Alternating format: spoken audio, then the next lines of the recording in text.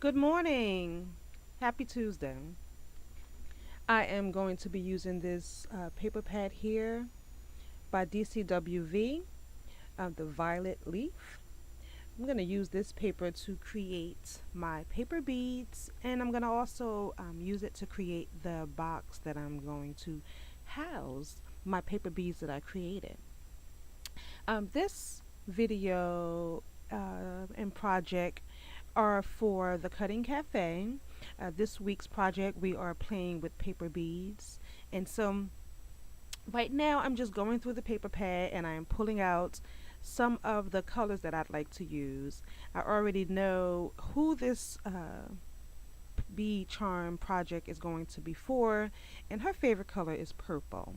So I'm really going through and looking for like the purples, and I like those golds that are in there too, those papers, so I'm going to use some of those.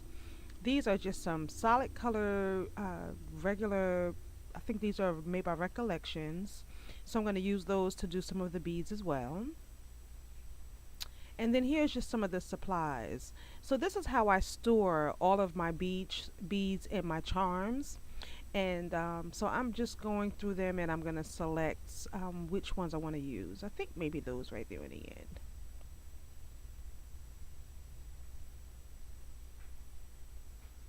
I pulled this one out also because it has an assortment of, like some purples and things in there. So I pulled this one out because, there may be something in there that I want to use too.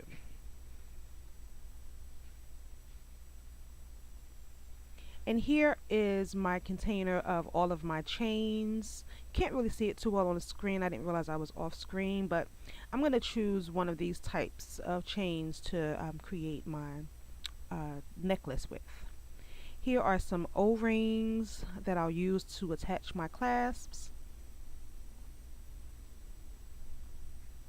And then here is the clasp that I'm going to use, and these are the earring hoops that I'll use because I'm going to make a set of earrings and a necklace. So I have this glue here that I'm showing you that I started out using, but I didn't realize that it wasn't very much glue in there. So you'll see later on that I changed out from that glue to another. I'm going to use this Mod Podge dimensional glaze to seal my beads, and I'm going to show you a little bit later on in the video how I do that. This glaze works really well, so I do like using it. Okay, so I have this tool that I purchased from Wild Rabbit. It's an online website. I went and purchased this tool here that you can use to twirl your to make your beads with. And these sheets here come with the tool when you make the purchase, or at least when I bought it. And I bought it a couple years ago. So they have some pieces they send you just as to help you to learn how to use the tool. So you just take the sheet, and they come in different styles depending on what kind of bead you want. How do you want the bead to look? There's a little tiny slit in the tool there, you see. And then you just take it and roll it. And then I like to put a little bit of glue periodically as I'm rolling. It kind of helps to keep it together. So I may do that a few times while I'm rolling the bead. And then once I get to the end of the bead, I would take my glue and I would dab it on and then roll it around all the way around the bead. But you will also see that at the end of the video with the beads that I'm going to actually use. So here I wanted to show you really quickly, the picture is kind of blurry. This is my silhouette cameo where I opened up the SVG files for this paper bead set. This is the box files right here to create the box. I have those open. And then here you'll see in a minute, all those files at the bottom are the different style beads that you can create. That part there, I added a square to the box because I was going to make it so you can see through the top of it, but then I decided not to do that. I did something different, So That part I didn't do, but it's very easy to just add a square to the center of the box to cut so that you can, if you want it to be see-through or what have you, you can add a box and then have it cut out and put your clear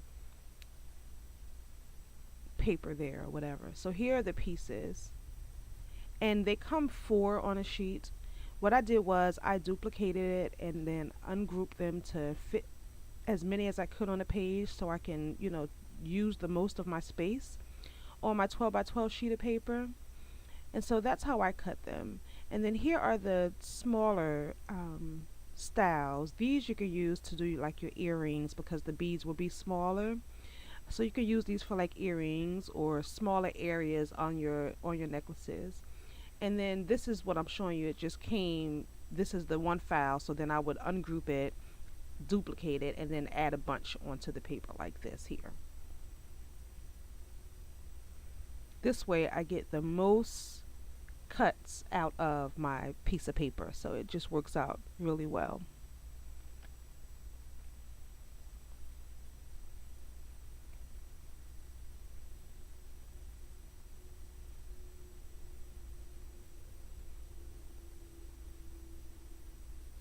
I'm showing you here how the file comes. It comes with just those 4, and then I duplicated it and fit them all onto the page. So I just wanted you to see how easy you can manipulate the files and get what you need out of it. So this is after I cut it, and you see how easily it pulls apart. And then I have all of these strips in different styles that I can use to create my beads. So here's one of the first that I did, just like the example I showed you early on in the video. And I've already put the glue on it, and now I will take it off of the tool. This one, I put a little bit more glue than I needed, so it's kind of tacky, which is why I'm moving it around like that, because I couldn't really get it to come off my fingers. But you only need a little bit of glue to make these things stick together. And this tool, I love it because it makes the size, the hole on the inside, the perfect size to fit through like your eye pins and things like that. But you can also, if you don't have this tool, you can use like a toothpick. I've seen people use toothpicks, or even a pencil. If you have like a steady hand to hold it in place, you can use like, a pencil or something round and thin, to make the shape of the bead. And if you see right there how easy that was for me to get it off, because I took it off before I glued. So now here's the glue that I switched to because that other one wasn't, it was done. And that one is from the Rubber Cafe. I get that when I go to the scrapbook expos, and I love that glue. It sticks really well.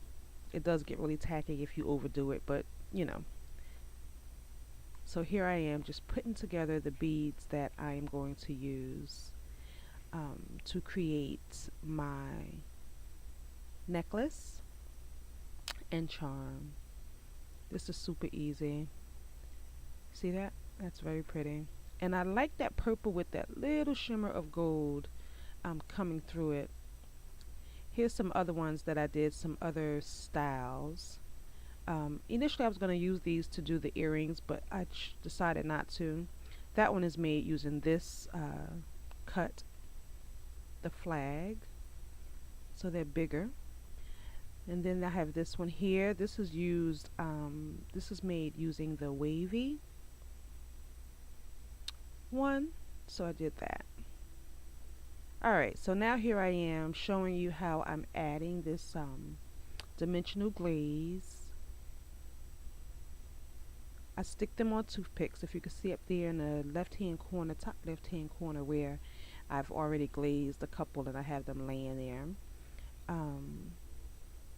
crossways, because the holes in those were fairly big and I didn't want them to stick together, so I laid them crossways. But the rest of these I will stick that pin down into that stick pin holder I created a while ago. It's a hot mess, but I still use it. And then this one I was able to put a whole bunch of beads on at one time. And so I put them all on there. I'm going to add some glaze. And then I'm just going to work the glaze on with this with this paintbrush, and set them aside to dry as well. And this does two things. It seals your paper beads so that you know, they don't fall apart, and it makes them more sturdy, and it also makes them shine. It gives them like a shine to them. Like this paper would shine anyway because of the gold that's in it, that gold foiling pattern design, but the glaze helps them to shine like all over, and it's really beautiful. It's very pretty. So I'm just doing that here. And as you can see, it's dripping onto my work surface there, but I can just pick that up before it, you know, dries, and add it where I need some more onto the beads, as opposed to getting the bottle there and, you know, squeezing out some more of it. I'm just using the excess that's on my mat. These were very fun to do, and because I did a bunch at one time, it goes quickly. So this is not like a time consuming project at all.